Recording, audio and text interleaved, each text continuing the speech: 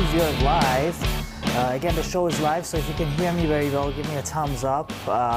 Today, we got a really special show. We got the CPI numbers that came out, lots of volatility in the market, and of course, we got an amazing guest to talk about it today. Brian, welcome to the show, man. How you doing? Good afternoon, good evening, good morning, wherever you are, and welcome to the last 30. So, yeah, we got a lot to talk about today. This was the big CPI number that everybody that was anxiously awaiting to see what would happen. Kind of what I think we were all talking about is pretty much we expected the CPI number to be down month over month, which is what we saw. I think it was a little bit more than what, it was down a little bit more than what people had expected. Yeah. So, yeah, so we had a very positive response from the market today. Yeah, so I think the estimate was about 8.7 and what we got was about 8.5. Yep. And month over month, there were no inflation. So month over month was zero. And I think the Biden administration, again, we don't want to get political as long as it impacts the market. Biden administration really honed on the fact that we had zero inflation. They said zero inflation, but they didn't say month over month. So, but it was definitely a great one. I talked about it in my newsletter last night. I said probably if the CPI comes in softer, market's gonna rally because that means the rates are the Fed's not gonna be as aggressive, and then if the rates come down, the growth stocks cues and overall market should rally. And a lot of people are short, so there's probably gonna be some short covering. So, and that's exactly what happened, right? So. Yeah, and interestingly, I'm just looking at the VIX now. The VIX is really, again, it's making, essentially new lows here. When you look at it over the last, over the course of the year here, it's down and it keeps going lower. So I mean, there's just nobody that there's no fear in the market really for a big sell-off. Yeah. Which is what that basically is telling us right now. That's definitely correct. So VIX below 20 for the first time. It's 1989 right now. So below 20 for the first time in a really long time. I think since somewhere in February or March. Which definitely, again, as you mentioned, and again, skew is also ticking up. That shows that, okay, people are, hedging, and it seems like the market is fairly valued with the inflation numbers we're getting and with the earnings. Earnings have strongly held up very well, Brian. I don't know if you've had the time to actually dig into the earnings that have came out. About 85% of S&P 500 has released their earnings, and about overall, quite all of them have been on target with that, with their earning estimate. Yeah, no question. I mean, earnings season, I think, has been a bit of a pleasant surprise for people.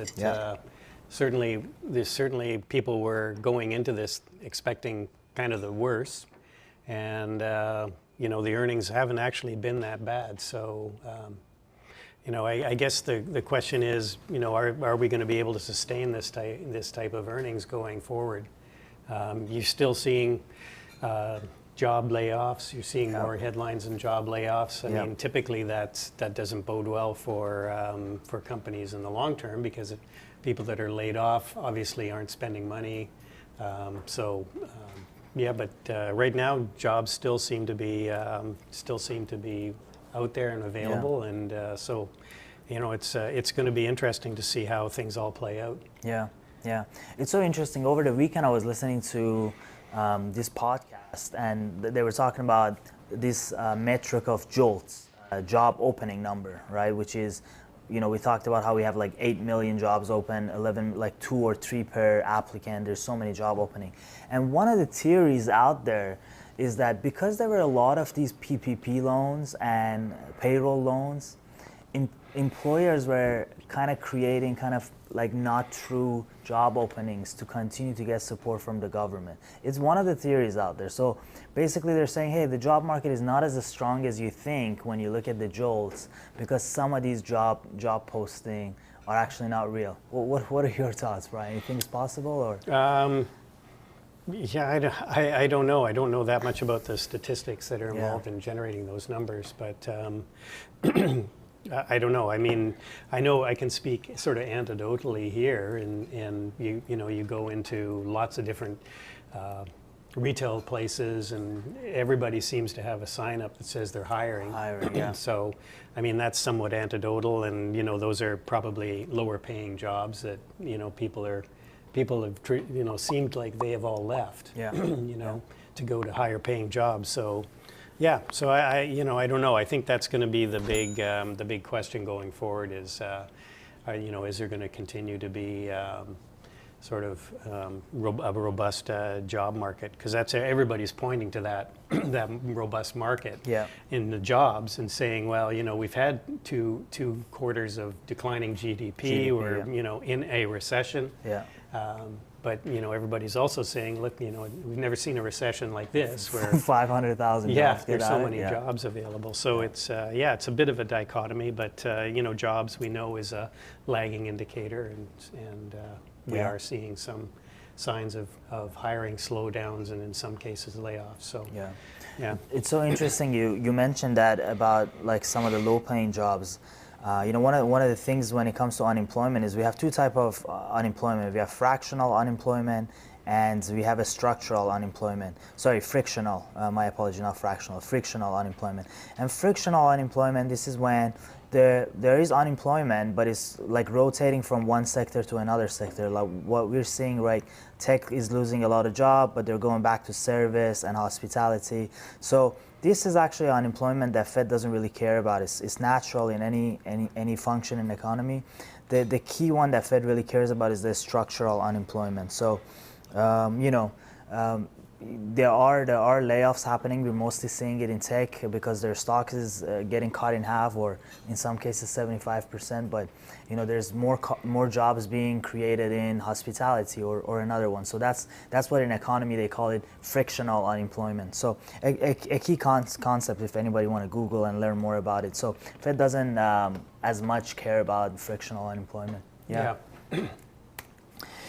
We got some questions. Achal is saying, having worked in tech industry, have seen it as common practice to show more openings than usual jobs, especially as you get closer to earnings day. Yeah, that's true. Because a lot of the hedge fund, Achal, use these so-called alternative datas, and they try to use, for example, job posting to estimate, hey, is this company growing or not? So it's one of the tactics companies use, have more job openings. Very interesting point that you pointed out. It's funny you just mentioned the travel sector. I mean, all the travel sector stocks are up today. Are you still in that Boeing trade? No, I got out of that. You got out of it? But companies like NCLH, which is the Norwegian Cruise Lines. Yeah. I mean, they came out with some pretty disappointing guidance, saying that their sort of passenger load wasn't going to be up to sort of capacity, or at least normal for another year. Yeah. And they're up today 12%. So everything seems like it's catching a bit. everything update. So let's start with these slides, because there's tons of stuff we want to talk about, and some of them are really interesting. I want to show a tweet of myself as well. I think it's hilarious. But let's start with this one. I think let's start the show with a fun, upbeat thing. I saw this meme that says March inflation came out at 8.5%, and August inflation coming at 8.5%. We basically got the same exact reading that we got in March, but markets sold off in March. Now we're getting the exact same reading and markets rallying. That goes to show you the idea of expectations, right? Yeah. Yeah. And like we've been saying, I mean, I think people were looking for some sign that inflation is slowing, and the fact that we got almost nothing month over month is giving some people hope that maybe the Fed is not going to be it's going to be more dovish, I guess, going forward. Yeah. Of course, we don't have a meeting in August, but the meeting in September is coming up. Yeah. And September 21st. Yeah, exactly. So I got the chart up right now on my screen that shows that first month of decline in headline CPI, but in terms of core, we've seen actually 4 months of a tick down for core, so excluding food and energy, which are a little bit more volatile. So let's go back to this one. So this is about core CPI. So you can see 1 quarter, 2 quarter, 3 quarter, and now 4 consecutive quarters of lower CPI numbers. Right. I got some really cool info I wanted to share with you, Brian, as well. So as you mentioned, this is the Fed's rate hike probability. Yesterday I checked it, and a probability of a 7.5 rate hike was about 60%. Today, after the CPI number we got, it's only at 37%. So it seems like market is pricing in a 50 basis point rate hike. Right. And this is pretty much a lock, so this is kind of out of the window. And then after that, they only have 2 more meetings, one in November and one in December, which probably each of them are going to be only a 25 basis point hike. So nothing too crazy. It seems like they're done with this rate hike cycle. You buy it, Brian, or you think no? Again, I think we'll probably get more data, as we go forward. I mean, and I guess as the Fed have been pointing out, they are very data dependent. I mean, it was funny when Powell left the meeting and his comments. I think a lot of the people, investors, traders, took his words as being a little bit dovish. In other words, the rate hikes are almost almost at the end, and yeah. and then the next week, because of the perception that he left with the market, they didn't really want to, so they marched out all these other Fed guys in the following week. Yeah. To sort of trying to roll that back. That's literally what they did. Yeah. Yes, and I still think the Fed's going to be, they're going to be looking at more data. Yeah. I think most of the Fed people have said, look, we're not just looking for one number, we're looking for a trend. Yeah. And they've really got to start rolling off their balance sheet too. Yeah. I mean, they've been starting to do that, but there's, they're trying to pull some liquidity, some money out of the market, and I think they're having some challenges doing that as well. So yeah. all that's going to play in, but it certainly feels like the market's in a very good mood, and yeah. And the champagne corks are being popped today. So exactly, it's so interesting because I don't know who said it. I think maybe it was Michael Berry that said, since on Monday GME and Bed Bath & Beyond, all of them like gapped up and went crazy again. Someone was saying there's still too much liquidity in the market. That's why these meme stocks are going crazy. So Fed needs to be even more aggressive than what it already is. Yeah. One question I have for you, Brian, do you buy this argument of, hey, Fed only looks at PCE and it's a backward looking, they should, I mean, if everybody on Twitter says that, oh, the PCE and CPI are backward looking, don't you think a panel of 12 PhDs know that already and they're looking at more leading indicators? Yeah, I think if people think that they're only looking at one indicator, I think they're, I don't really think they know, or at least I don't believe that's the case. There's no way that those group of guys are going into a room and looking at one number. I agree. Yeah. They're probably hashing out and looking at all the different things we're looking at. They're looking at the prices of energy. They're looking at all sorts of things other than just this core CPI number. So. I think they have to try to figure out, as you said, they can't just be looking at backward-looking numbers. They've got to be trying to figure out where the economy is going and how they should be reacting. I always, my thing is if the dudes on Twitter think they're smarter than Fed, there's something wrong with the argument. No disrespect, by the way, to the dudes on Twitter.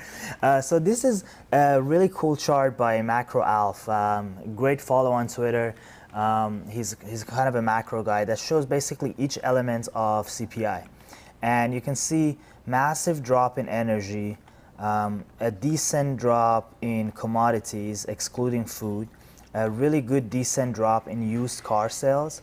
But one of the elements that actually hasn't really dropped and is kind of not accelerating, but it's still going up, is the OER, owner's equivalent rent, or basically your shelter cost. And this is kind of worrisome because this is one of those things that is a sticky, meaning once your landlord increases your rent, he's not going to decrease it next month. He probably locks you into a 1-year contract or some kind of a lease, and this is going to be that a stickier element of the CPI. So this kind of shows that this 2.5% target over the next maybe a year, over even 2 years, is not as likely because rent and shelter, which is about 30% of CPI basket, is very, very sticky. Yeah.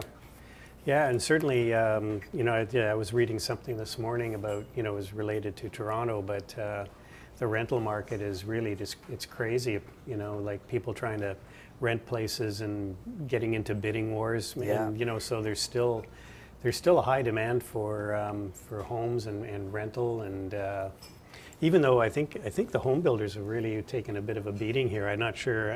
I'm guessing they're probably up today. What do you got? KBH, I think, is one of a big one. Yeah, and Toll Brothers. Yeah. Toll Brothers is up 3.5% today. What do you think about position trade, Brian, going into the next 7-8 months? These home builders. What are your thoughts on that? Do you think it could work? I'm sorry to put you on the spot, but yeah, no, I think the challenge is, if interest rates are continuing to rise, you've got to see to make homes, sort of affordable for people. The prices have to drop, especially if interest rates are rising. Yeah. I think people are looking at the rental market again because they're just looking at. They're looking at the cost of their cost of capital, the cost of mortgages, that, interest rates have gone up. Prices really haven't come down that much. Yeah. One of the things I've noticed is kind of the beginning of shadow banking in Canada. And I think because, the banks got really strict stress tests in place in Canada for your mortgage. So if the mortgage, let's say your variable or fixed mortgage rate is about 4.5-5% now, they do a stress test where you can actually support a payment of up to 7% interest. And for a lot of the people now, of course, the mortgage brokers and the realtors don't want to miss out on their commissions. So now we got this new industry of shadow banking. When they're helping with some part of the mortgage, they're kind of privatizing that mortgage lending, which was one of the causes of the housing bust we saw in the U.S., which is an element that I think everybody have to pay close attention to. Yeah. Shadow banking is one of those things that you want to be very careful. But on the topic of go ahead. Sorry, Brian. Yeah, I was just going to say. I mean, the big thing was, of course, with the financial crisis that happened in the U.S. was the packaging of those mortgages. Yeah. And selling them as AAA, when in fact most of them weren't even Bs. Yeah.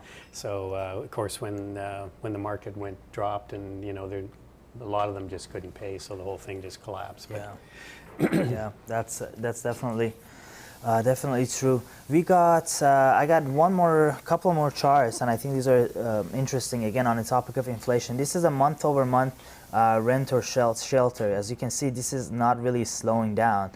This is increasing. So if you got one bad print in the CPI report, I would say it was the rents and shelter number, which is OER. If you actually go and read the reports, you'll find it at OER. So that was one of the things. So where the market thinks inflation is going to go, this is also very interesting. Again, by Macro Alf. If you don't follow him on Twitter, he's a great follow. So this is 1 year swap. So if you have your timeline and this is 0.0, this is 0.1, this is 0.2. This swap basically measure what the inflation is going to be at this area. They call it a 1 year. This is how they write it.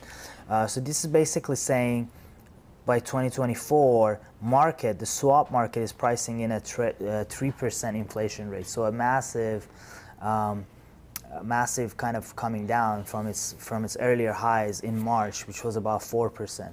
So if you think inflation is going to be about 3% in 2 years, that put the Fed's fund rate, like the neutral rate, at somewhere around 2.7, 2.5.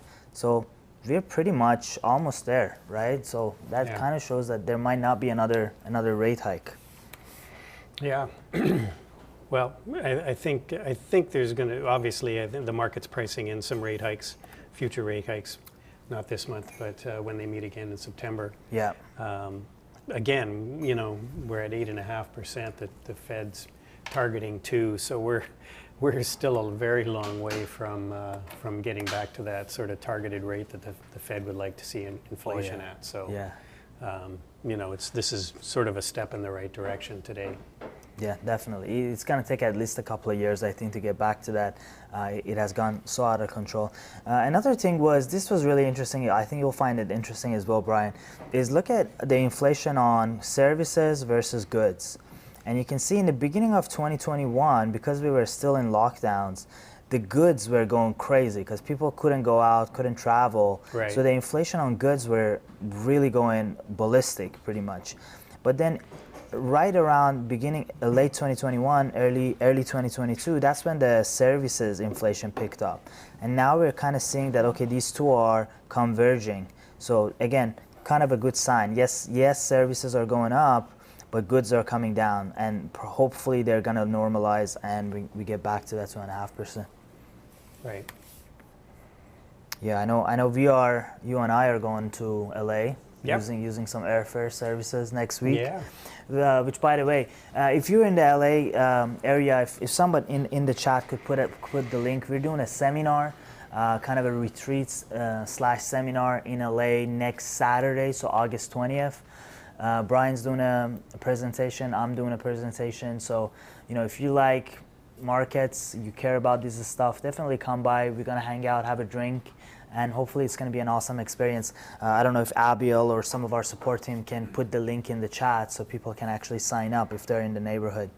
I think it's pretty close to being sold out.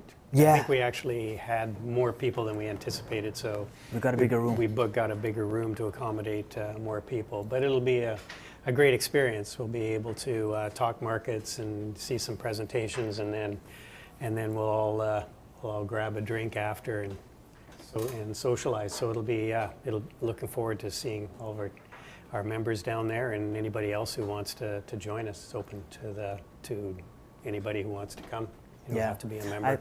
Yeah, definitely. It's so someone's asking where in LA. I think it's in Anaheim, so near the Disney on Westin. So if someone can put the link up, if not, I can do it myself. I don't know if our support. Yeah, it is in Anaheim. It's I think the seminar's at the Westin, I think. I believe so. I'll put the link out right now. Give me 1 second, I'll put it up. But basically the idea of this came when we did the New York meetup. Yeah. It was kind of I'm just bringing up the link. Like people were there, but they couldn't really talk with us because there were so many people. And Andrew felt like, hey, we could provide more value. Let's actually run it as a seminar. And I think it was a brilliant idea, and the response have been really positive. Because majority of people come to pick our brain, talk market, and when there's only 2 or 3 moderators for like 100, 200 people, they're not really getting a lot of value out of it. So I got the link. I'm gonna put it in. Put it in the chat as well. This is the link. Go ahead and get my BBT account actually ready. Yeah, so let's see what else we got. We have 4 minutes till the market closes, and let's just before we go further, let's take a look at what we've got reporting after hours here. I think Disney is reporting after hours. I believe. What's your thoughts on Disney? It has been beaten down a lot, but yeah. I was thinking about playing Disney with some options, just selling some downside puts. Yeah. Because I think the bottom is around 100, and see what is Disney trading at right now. I should have sold them yesterday when they were down a bit, but we're up over $4 right now. So yeah, I don't think I wasn't going to get a lot of premium out of them even, so maybe that's why I kind of hesitated. So Disney is interesting because they're expecting 9 million subscriber growth in this market. So very optimistic forecast. So if they miss on this 9 million sub growth, market might not react. But then again, we've seen on so many of these names, they've been so beaten down that they might not the market might not punish them as much. Yeah, and Disney, everybody's focusing on the streaming service. The parks are also doing very well. Very well, yeah. People have been locked down for so long, haven't been able to go to Disneyland and Disney World, and of course I think obviously people are looking forward to getting back out, and I think the parks are doing very well, and I think that accounts for about half their revenue. So, yeah. So it's not just the streaming business with Disney; it's the parks as well. So, so we'll see what kind of numbers they put up. I have to think that the parks have done well over the last 6 months, but yeah. But yeah, you're right. I mean, if they miss on the subscribers, then that's going to be a bit of a drag as well. Yeah, it's yet to be seen. So 2 minutes to close. The SPY up about 2%. Nasdaq up about almost 3%, 2.7.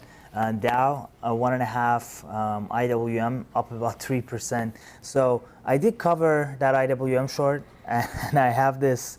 I don't know if you're active on Twitter, Brian, but you remember you called me and you're like, what did you do with your IWM? So I tweeted about it. So I said, so Brian just called me on my cell phone, and this is August 5th, so last week, to check in on my IWM shorts. I told him I'm not covering until CPI numbers. Well, the CPI numbers came out today, and again, when you have a trade based on a thesis, when new information come in that kind of contradict with your thesis, you have to exit, right? I had proper hedges in place.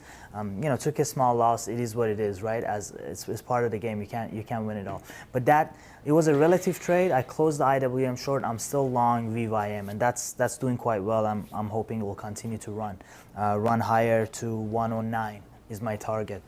But yeah.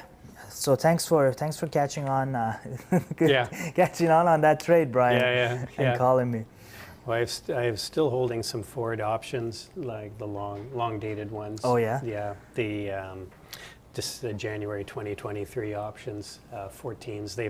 They've really come up nicely here. So yeah, and right now I'm seems like natural gas is doing well today. So I got into that this morning. Nice. So it's been coming up. I don't know. It seems like energy's starting to turn around a little bit here, which again could rain on the Fed's parade if we start to get our energy.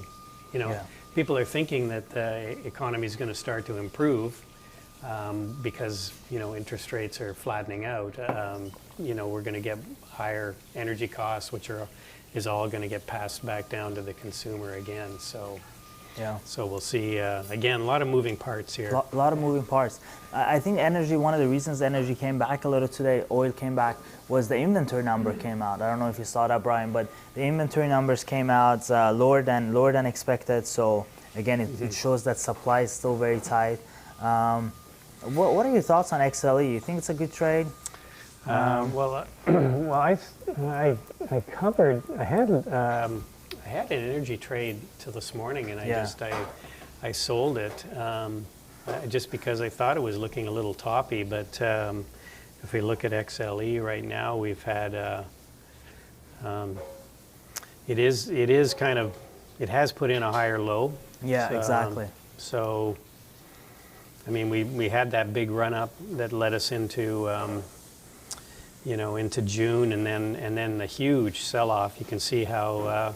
This is a famous or not an infamous saying about how the bulls take the stairs up and the bears take the window down. Yeah. You can look at that XLE chart and you can see it just dove off when we got into June. Yeah, and that's like 3 months of return wiped out in 1, 2, 3, 4, 5, 6 days. Oh yeah, just unbelievable. Yeah. The drop that it had here, just on weakening economy fears. So we have sort of put in an inverted head and shoulders on the chart. Now we're putting in another bit of a higher low here, but it's into an area here where I think there's a lot of congestion. A lot of people have bought and sold in this XLE between sort of 70 and 80, and I'm not sure if we're going to make any more headway here. We've got a bit of an indecision candle today, and a bit of an indecision candle yesterday as well. So. Yeah, I'm not sure if we're going to break out here or not.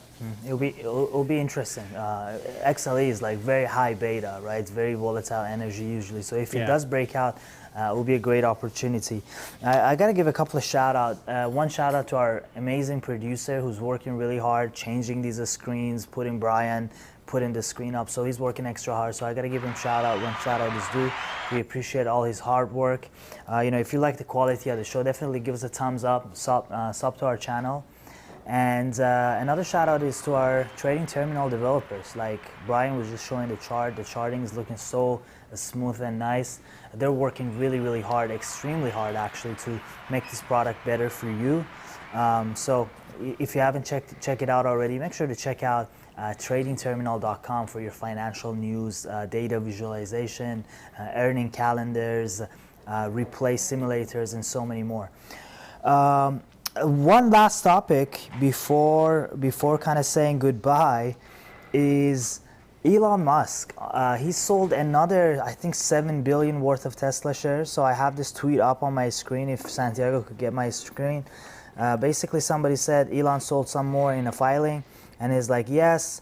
And in the hopefully unlikely event that Twitter forces this deal to close and some equity partners don't come through, it is important to avoid an emergency sales of Tesla stock. So we talked about it in the chat room today.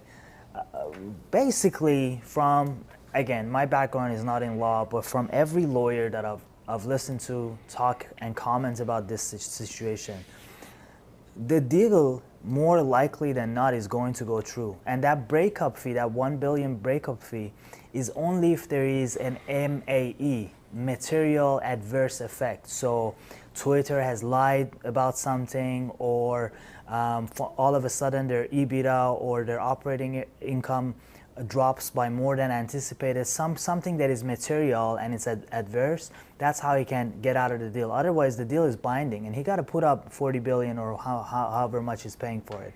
I think he does have some banks lined up, I think, for yeah.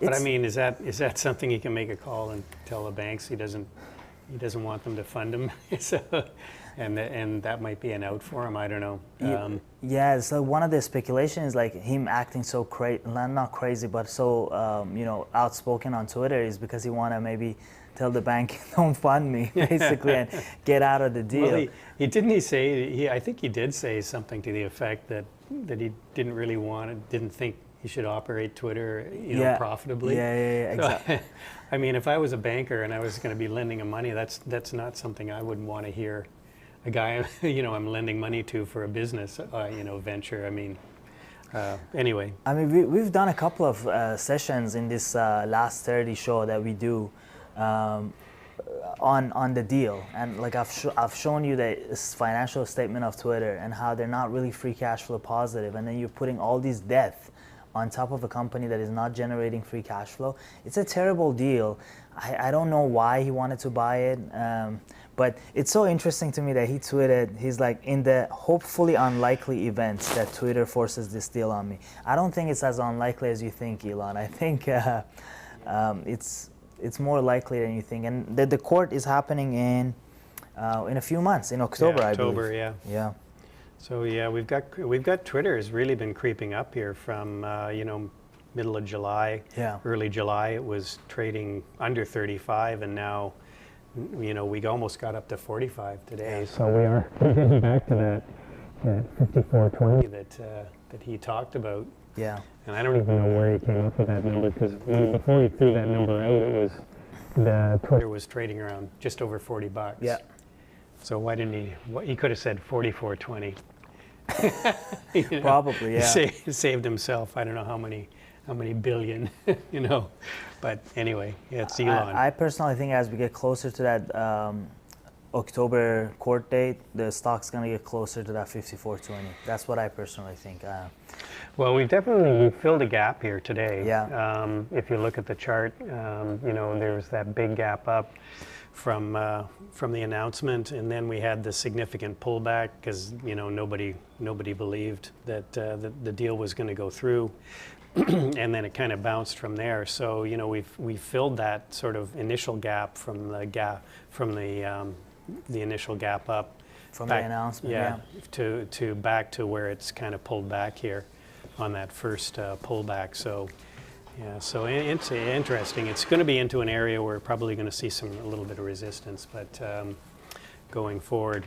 But yeah, definitely people are getting a little bit more, the market's getting a little bit more positive on the fact that this deal actually might get done. Because you know, him walking away and giving Twitter $1 billion is, I mean, it'll help their balance sheet, but you know, I don't think the stock would drop significantly from here if it did get thrown out. The whole deal. Yeah, 100%. And by the way, he has signed the deal. Yeah. He said, and the board of directors has approved it. So the deal is, on paper, the deal is done, right? So yeah, it's another thing if him backing out. One last thing I wanted to say. So this year alone, I know we got a lot of Elon fans, and I have a lot of respect for Elon. I think he's an amazing engineer and a great storyteller. But this year alone, he's sold $32 billion, and I tweeted about this. 32 billion worth of Tesla shares, 32 billion. In the lifetime of Tesla has sold 3 million cars. That's it. That's how much cars they've sold in the last 10 years. So, you know, about 11,000 per each car sold has gone to Elon Musk compensation just this year of the whole lifetime car. I mean, and this is a car that has probably $15,000 operating margin. Yeah. So like you can't look at these numbers. I know we all love Elon and he's outspoken and yeah, he make fun of Bill Gates, but like you can't really soundly be an investor and look at these numbers and you think this is an okay corporate governance. I mean, you, Brian, you have MBA, you've been in board of directors. If your CEO does things like that, how would you react? Well, you know, it's Elon, and he's you know, he could be on the cover of Time as, you know, most person of the year or whatever, right? Because he's just a one-man wrecking ball or one-man show. But he's you know, he's done some amazing things, and you got to give him credit for all the stuff he's done. No, 100%. But yeah, I mean, there's lots of debate going on right now with people. I know. I can't remember the guy. There was a pretty large hedge fund manager that's got a short position against Tesla. Jim Chanos, I think. Jim Chanos was it? I think so. Yeah, Chanos, and there's some other people too that have a short position. But people that, you know, short Tesla. I mean, so many times they've been disappointed because the market and people just you know, love Tesla, and they say it's, you know, it's not just a car company, it's a technology company, and it deserves the valuation. So lots of debate out there, but that's what makes a market, you know. Yeah, definitely. For a buyer, there's got to be a seller who thinks the stock price is going to go lower. So yeah, exactly. Yeah, it's certainly an interesting dynamic that's playing out. And you know, there's a few cult stocks like that. I mean, you know, if we sat here and said something bad about Apple, I'm sure we'd get a lot of tweets about. Yeah. You don't understand. You don't know. Yeah, you know what you're talking exactly, about. So I mean, Tesla is the same way. So a lot of passion around some of these stocks. No, 100%. I totally agree with you. I was just basically solely doing some really basic elementary math of saying he got paid $32 billion. They've only sold $3 million cars. That's about 11,000 per car. The operating margin on each car is around 11,000. So that doesn't sound like a really good idea. But again, it's just an observation. What else did we wanted to talk about? Yeah, we talked about my tweets. The rise again, like the Phoenix, the meme trades we got this week. Yeah, exactly. Started last week. We got everybody going after the heavily shorted stocks again. Yeah. Bed Bath & Beyond. That was a trade I did on Friday afternoon. If people were in the room when we went into the close of the day, I said I was going to hold some over the weekend, just because I thought, you know, the Reddit crowd, the Wall Street Bets crowd, they're going to be all over this on Monday, and of course, you know, it was up like $3 or $4. Yeah, because the short interest is so high on these. The short interest is like 30 on a lot of stocks. It's not just, you know, it's not just Bed Bath & Beyond. There were a lot of stocks. UPST. UPST, and a lot of these stocks 35, 40, 45% short interest, and you know, all these you know, a lot of the retail traders were going after all the shorties again. All the hedgies. They call them the hedgies. Yeah, the hedgies. Exactly. Yeah. So Sergio in the chat is asking, do HMI, PMI indicators support this rally of the market? No, they don't. So we're getting weakening leading indicators, especially in PMI and HMI, which is for housing. This rally, again, I talked about it in my newsletter. I think this was a rate-driven rally. So this was kind of driven by the fact that the rates are coming down. You can look at it at the 10-year. If you go to Trading Terminal and look at TNX, which is the 10-year, is at 2.7. If you go to opinion, I don't know if my latest piece is updated here. Let me go here. Yeah, it's probably, it hasn't been updated yet, but you can actually read that newsletter. But I kind of share my model, and it shows that with where the earning has been, and with TNX coming down from the expectation of 10-year being at 3.5-4% to now more 2.5-3%, you can kind of see that, okay, SPY around 410, 415, 420 is kind of fairly valued. So I personally think this rally was driven by lower rates. And of course inflation expectation, which leads into lower rates. But overall, those leading indicators, no, they've been disappointing and going down. King of the word, where is the sound of water coming from? Well, it's the office. We got people working here, so you know we got a kitchen here. That's where the where the office comes from. I see. Just looking at Disney here after hours, it's up over 5%. So Yeah. obviously. Initial reaction to some of their earnings report has been good. Yeah, definitely. So, yeah, absolutely. So tomorrow, it's about 1:15 Vancouver time. Tomorrow we have an amazing guest. We have Crede joining our show. She's of course a clinical psychologist. Has had her practice, and now she works with traders in terms of their mental toughness and mental edge. She's coming on the show. Brian, you're coming to the office as well tomorrow, is that correct? Yeah, we'll be here again. Yeah, so we're going to have an awesome conversation, hopefully with Crede. She's going to talk about mental toughness and how to define your mental edge, especially in a bear market. She's going to do a presentation for us. And of course, make sure to sub to our channel so you can ask questions, because we're going to have about 5-10 minutes for a Q&A, so you can get your questions answered as well. Yeah, the market, SPY up about 2%, NASDAQ 2.7, Dow about 1.5, so very strong day. You said you were looking for 90 million subscribers. They got 152 million during the third quarter. Oh, really? Well, higher than the 147 analysts that had expected, and they're also raising their prices on their ad-free Disney. So yeah, Disney's looking like I should have sold those puts after all. Well, you live and you live and you learn. Yeah. So this goes to show. I know Netflix has more subscribers than Disney, but this goes to show that the sub counts of Netflix is not about demand softening, but it's more about content and company specific. So it's more of a idiosyncratic risk to Netflix rather than, because Disney is growing, HBO Max is growing, right? So yeah. It's definitely interesting. I'm in our news page right now and seeing the data as they're coming out.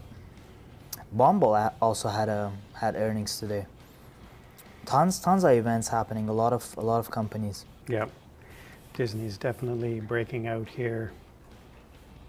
So anyway, yeah, a good sort of good trading day if you were a bull and long the market. Yeah, you were definitely rewarded. So.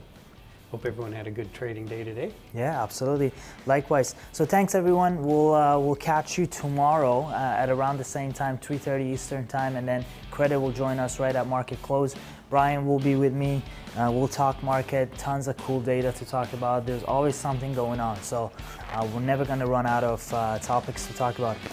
Thanks again, Brian, for making a way coming to the office. You. Thanks everybody for showing up, supporting us. Remember to like and subscribe.